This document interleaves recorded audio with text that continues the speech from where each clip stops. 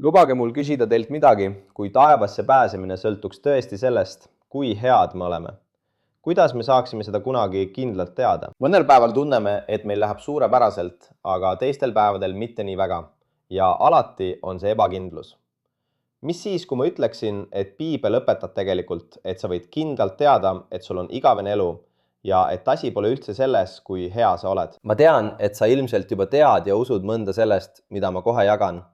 Aga kui sa jääd minuga vaid mõneks minutiks, siis ma näitan sulle otse Jumala sõnast tõde, mis muudab sinu arusaama kõigest. Kui lihtne on tegelikult igaveseks päästetud saada? Esimene asi, mida me peame mõistma, on see, et me kõik oleme patused ja vajame päästjat. Roomlastele kirjutatud kirja 3. peatüki 23. salmis öeldakse, sest kõik on pattu teinud ja ilma jäänud Jumala kirkusest. Pätt on see, kui me rikume ühte Jumala käsku. Ja piibel ütleb selgelt, et me kõik oleme seda teinud. Isegi parim inimene, keda sa ette kujutada oskad, pole täiuslik ja on mingil hetkel oma elus Jumala seadusi rikkunud. Halb uudis on see, et Jumala seaduse rikkumise eest on karistus. Piibel ütleb roomlastele 6. peatüki 23. salmis, sest patu palk on surm. Seega, kuna me oleme patused, väärime me surma. Ilmselgelt sureme me kõik ühel päeval füüsiliselt, aga piibel räägib teisest surmast. Meie hinge surmast põrgus, kui me ei ole päästetud, põlevas järves. See on teine surm. See hõlmab sind ja mind, isegi kui ainus halb asi, mida me kunagi tegime, oli valetamine. Oleme ikkagi Jumala seadust rikkunud ja väärime põrgusse minekut. Näete, asi pole selles, kui palju või millist pattu meil on, vaid lihtsalt selles, et meil on patt. Ja Jumal ei saa lubada patul taevasse pääseda. Vastus ei ole see, et me peame patu oma elust välja saama. Me kõik teame, et me ei saa seda teha ja Jumal teab seda ka. Seega lõi ta tee, kuidas me pääseksime põrgust ja saaksime taevasse. Mitte meie enda õiguse, vaid Jeesuse Kristuse õiguse alusel. Piibli kirjas roomlastele 5. peatükis 8. salmis öeldakse. Aga Jumal teeb nähtavaks oma armastuse meie vastu sellega, et Kristus suri meie eest, kui me alles patused olime. Jumal isa saatis oma poja Jeesuse Kristuse maailma ja piibel ütleb, Jumal ilmus lihas. Ta oli täielikult inimene ja täielikult Jumal ning elas täiuslikku, patuta elu. Ta ei rikkunud kunagi ühtegi Jumala käsku. Ta elas elu, mida meie ei suutnud elada. Elu, mida me oleksime pidanud elama, et taevasse minna. Seejärel suri ta ristil meie pattude eest, läks meie eest põrgusse ja tõusis 3. päeval üles. Ja nüüd tänu Jeesuse ohvrile võime taevasse pääseda kingitusena, mitte tasuna. Roomastele 6. peatüki 23. salmis öeldakse. Aga Jumala armuand on igavene elu Jeesuses Kristuses, meie issandas. Seega on igavene elu, see on taevas, tasuta and. Kirjas Efeslastele 2. peatüki 8. ja 9. salmis öeldakse. Sest teie olete armu läbi päästetud usu kaudu ja see ei ole teie endi tegudest. See on Jumala and, mitte tegudest, et ükski ei kiideldaks. Varem uskusin, et taevas on tasu heade asjade eest, mida püüdsin teha. Jumalale teenimise ja õigesti elamise püüdluste eest. Tõde on see, et ma usaldasin päästmist endasse, lootes, et minu head teod teenivad mulle koha taevas. See oligi probleem. Jeesus ei olnud minu päästja, sest ma püüdsin olla iseenda pärat. Hea uudis on see, et kõik, mida me peame tegema, on vastu võtta pääste kingitusena. Kingitusena, mille eest Jeesus on juba maksnud. Seega on selge, et me oleme patused teel põrgusse, aga Jeesus suri meie pattude eest, maeti maha ja tõusis üles. Nüüd pakub ta päästet tasuta kingitusena ja see pole midagi, mida me teenime. See on midagi, mille tema teenis välja ja pakub meile. Kõik keerleb tema ja tema ohvri ümber meie eest. Roomlastele 6. peatükk 23. salm ütleb, et Jumala and on igavene elu ja see sõna igavene tähendab igavesti. Lubage mul küsida, mitu korda peate saama kingituse, mis kestab igavesti?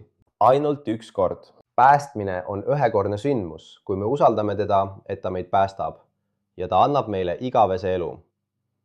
Päästmine on igavene, sest Jeesus on juba maksnud kõigi meie pattude eest, isegi nende pattude eest, mida me tulevikus teeme. Need on juba makstud. Te võite mõelda, et kui me päästetakse üks kord, kas see tähendab, et me saame lihtsalt elada nii, nagu tahame ja minna taevasse?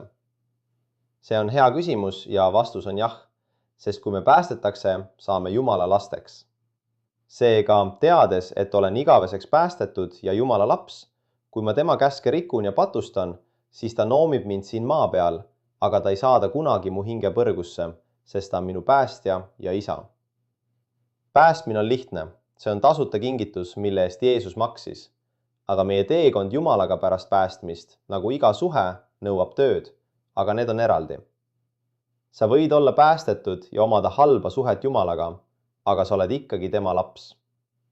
See on oluline, sest kui ma usun, et võin mingil põhjusel pääste kaotada, siis tegelikult usun ma, et minu pääste sõltub minust endast, mitte Jeesusest ja tema lõpetatud tööst, mis tähendab, et ma usaldan iseennast, mitte Jeesust. Kui ma usun, et pääste on igavene, näitab see, et minu usk on 100% Jeesuse ohvrisse ja et sellest piisab minu päästmiseks.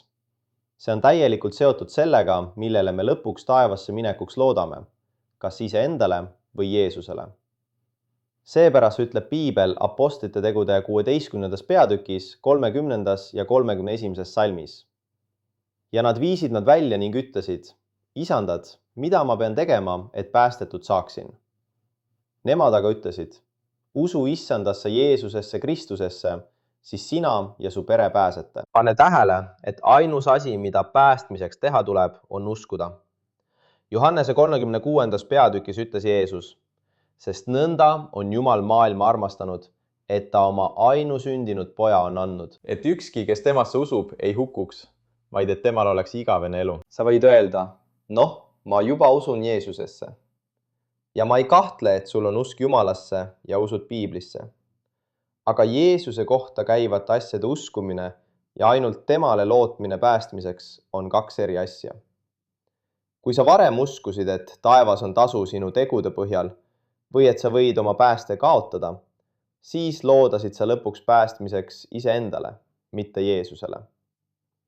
Ma saan aru, et see asetab sind alandlikku olukorda ja ma mäletan, kuidas keegi seda mulle näitas ja ma pidin otsustama. Ma võisin jätkata uskumist sellesse, mida ma varem uskusin, või uskuda seda, mida Jumala sõna ütles, ja muuta seda, keda ma oma päästmiseks usaldan.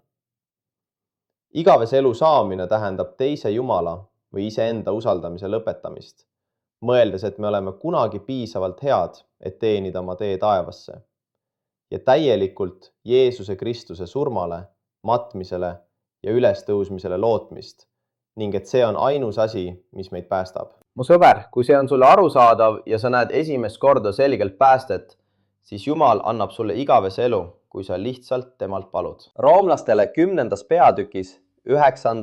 ja 10. salmis öeldakse, kui sa oma suuga tunnistad, et Jeesus on issand ja oma südames usud, et Jumal on ta surnuist üles äratanud, siis sa päästetaks, sest südamega usutakse õiguseks ja suuga tunnistatakse päästeks. Kui sa seda oma südames usud, siis tunnista see issandale ja tema päästab sind igaveseks. Ma tahaksin teid selles palves juhtida. Võite minu järel korrata. Kallis Jumal, ma tean, et olen patune ja väärin põrgusse minekut. Aga ma usun, et sina surid minu eest. Sind maeti maha ja sa tõusid üles. Palun päästa mind igaveseks ja kingi mulle igavene elu. Ma loodan ainult sinule ja mitte enam omaenda heategudes. Tänan sind, Jeesus. Amen.